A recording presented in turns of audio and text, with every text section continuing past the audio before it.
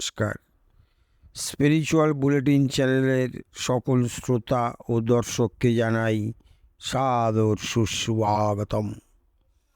আজ আমরা একটা অত্যন্ত গুরুত্বপূর্ণ প্রশ্নের উত্তর নিয়ে আলোচনা করব। অনেকেই এই প্রশ্ন আমাদের কাছে পাঠিয়েছেন। প্রশ্নটি হলো, সম্প্রতি রামকৃষ্ণ মঠ ও মিশনের প্রেসিডেন্ট পরম পূজ্যপাদ স্বামী স্মরণানন্দজির জীবনাবসান হয়েছে।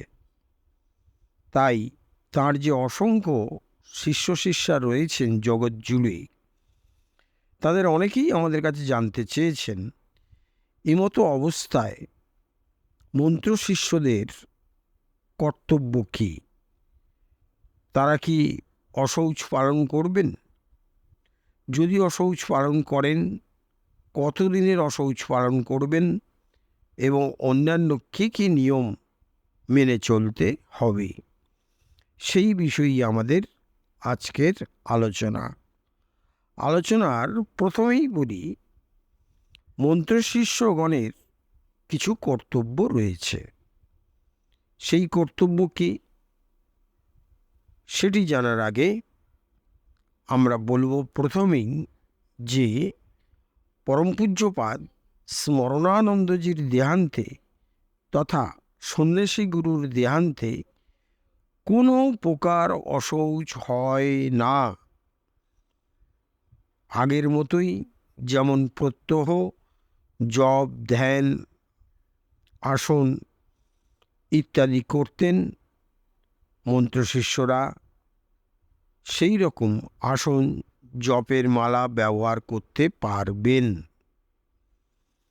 মনে রাখতে হবে, একজন শিষ্যের শ্রী গুরুদেবের মহাসমাধির পরেই শ্রী রামকৃষ্ণ সংঘ কর্তৃক আরোপিত নির্দিষ্ট কোনো বিশেষ ব্রত বা আচার নেই।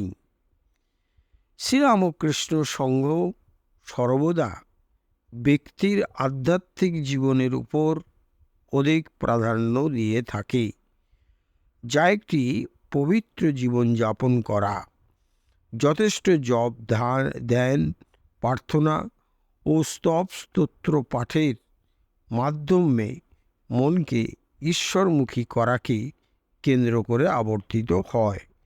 সুতরাং মহারাজজির দেহান্তের পর এই সমস্ত কিছুই করা চলবে। তবুও বলবো, একজন শিষ্য তাঁর শ্রী গুরুদেবের দেহত্যাগের পরে 3 বা ততোধিক সর্বোচ্চ 13 দিন পর্যন্ত হবিষ্যান্ন ও ফল গ্রহণের মাধ্যমে আহার সংযম করতে পারেন এবং খুব বেশি বেশি জপ, ধ্যান করা প্রয়োজন। তাহলে যারা এই প্রশ্নের উত্তর জানতে চেয়েছিলেন, তারা তাদের প্রশ্নের উত্তর পেয়ে নিশ্চয়ই উপকৃত হবেন। আর তেমনটা যদি মনে করেন, তাহলে অবশ্যই খুব বেশি বেশি করে শেয়ার করবেন, যাতে আরও অনেকে জানতে পারেন ব্যাপারটা। লাইক করবেন, আর কেমন লাগলো জানিয়ে অবশ্যই কমেন্টস করবেন। বিদায় নেবার আগে একটি অনুরোধ, যারা এখনও আমাদের চ্যানেলটি সাবস্ক্রাইব করেননি, তারা অবশ্যই চ্যানেলটি সাবস্ক্রাইব করে নিত্য নতুন আধ্যাত্মিক ইনফরমেশান পাওয়ার ক্ষেত্রে এগিয়ে থাকুন, পাশে থাকুন। আজকের মতো বিদায় নিচ্ছি, আবার আগামীকাল কথা হবে। সকলে খুব ভালো থাকুন, আনন্দে থাকুন। নমস্কার, ধন্যবাদ।